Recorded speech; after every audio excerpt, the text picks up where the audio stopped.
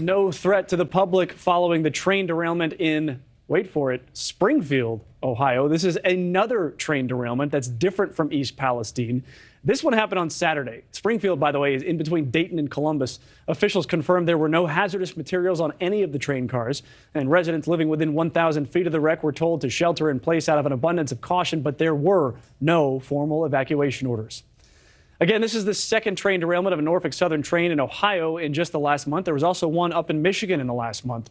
And for more on that, we're joined now by Ohio journalist Jordan Miller. Jordan, you have been on top of this one since the beginning, and we really appreciate your expertise, he said. So thank you for joining us. Thank you for having me, Mitch. How are the residents holding up as another train derails in another part of the same state?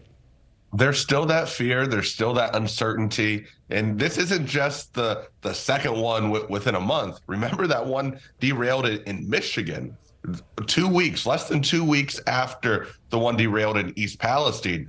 And this part of the country, they're filled with small towns. So one of their biggest concerns is, what if one of these trains derailed, caught fire in an area right off the tracks where houses are? Where it happened in East Palestine, it was perfect because it was in an open field where it derailed at. But if it would have gone off 2 miles before that, it would have derailed right where two major gas stations are in East Palestine. So a lot of people in and around Ohio right now have fears that they could be the next East Palestine. What is going on with rail safety, though? Because we did mention Springfield, Ohio, right outside of Detroit, Michigan, I believe. Obviously, East Palestine. Is this a coincidence, or is there something going on here that we need to pay more attention to as far as rail safety? In the town halls that they've been having in Ohio with Aaron Brockovich and attorney Michael Watts, they say that there's a train derailment every 3 days. So they're saying that Norfolk Southern is actually just staying on course with their train derailments, which that's surprising to think about. But over 1,000 train derailments a year. Some are worse. Some only maybe have one or two cars go off the tracks. And obviously, Springfield had 28 cars go off, and East Palestine had a number go off there. And we all know the detriment that had to the village. Well, let me ask you this. It sounds like people don't trust the EPA, whether it is the Ohio EPA or the federal EPA. They don't trust Norfolk Southern for sure. Is that lack of trust, does that have any chance of being repaired? I don't think so. I don't think so, because right now there's independent testers who are coming in doing their own research after the residents in East Palestine and throughout Ohio are being told that the water's good to drink, the water is safe. But now these independent testers, they're coming in and they're finding things that vary from that, saying that there are acute health risks in some of the creeks and the streams throughout East Palestine. So when that happens, the residents are wondering, how can I trust what the EPA and Norfolk Southern and government officials have been telling me this whole time when they say that the water that's coming into my home is safe, when independent testers are saying otherwise? Well, hey, I mean, the governor took a sip of it, so it's got to be fine, right? Let me move on, though. It sounds like residents, though, what they want is basically for their homes to be bought at the market rate that was before this crash, and they want, health care to be taken care of for as long as this stuff could possibly be in their systems, which is forever. Is that what they want? Am I wrong, or is that kind of what they want? They want to be made whole, and they want to leave, and they want to have their health care taken care of in case some of these chemicals have impacted them later in life.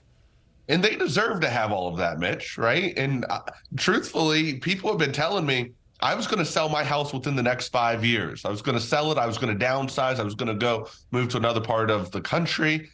And they say, I know now I won't be able to do that because nobody's going to purchase my house.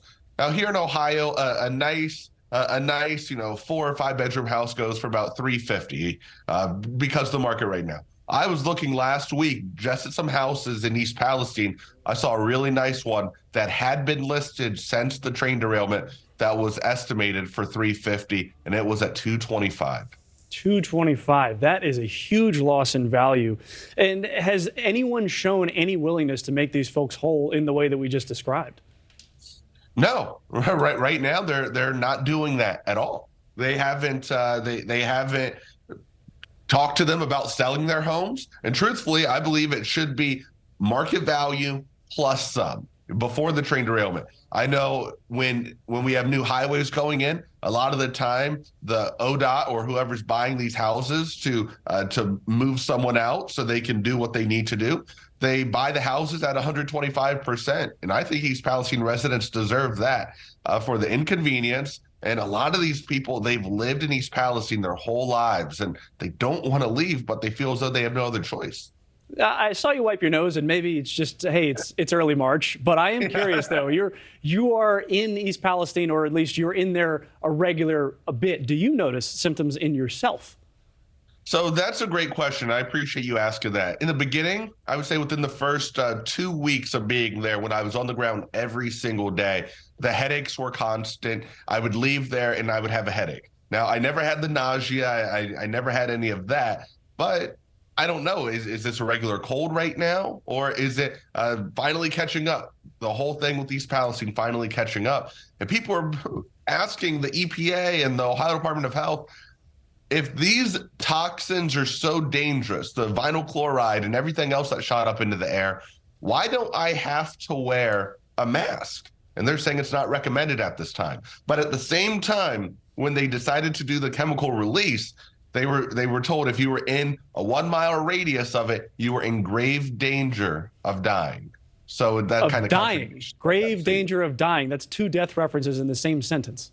Yeah, and that's exactly from Governor Mike DeWine on the Monday following the train derailment that Friday. And then they detonated the train later Monday, and they lifted the evacuation order on Wednesday. And people in and around town, some are wearing masks, some aren't. But obviously, it's to your own discretion, they're saying.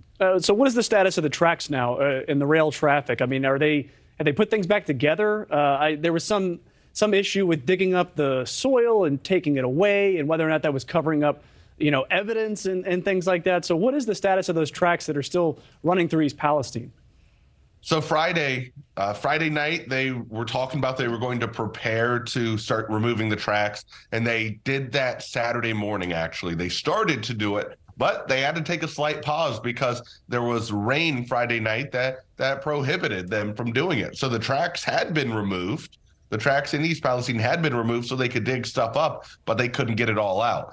People, though, they're furious because they're dragging all of this mud and these toxins through their town, and you're seeing it on the streets. And they're worried that now other parts of the village, besides the train derailment site, are going to be impacted. Right. So you've got this contaminated soil. You've got rain, which is going to cause that to get muddy. It's also going to cause it to leach further into the groundwater, is my guess. And then also, there are no train tracks right now that are active, so you can put it on a train and get it out of there. You got to put it on dump trucks, which go through the middle of town, which may then spill things. Is that what I'm understanding here? That's exactly what it is. And that's why people are understandably frustrated, because they're saying, why in the world would you send all of this stuff through our town? We've been impacted enough, and you could walk through town, you could drive through town, and you can see the stuff. You can see the stuff that is falling off these trucks in clumps of mud through East Palestine on the way out. But they're being told that they have to wash off their trucks before they leave the derailment site. Yeah, but if you live there, you're fine. I can understand folks' frustration. It feels like there is no escape. And I'd love to ask you about 35 more questions, but we have to let you go. Jordan Miller, thank you so much for joining us. You can see Jordan's work at jordanmiller.com.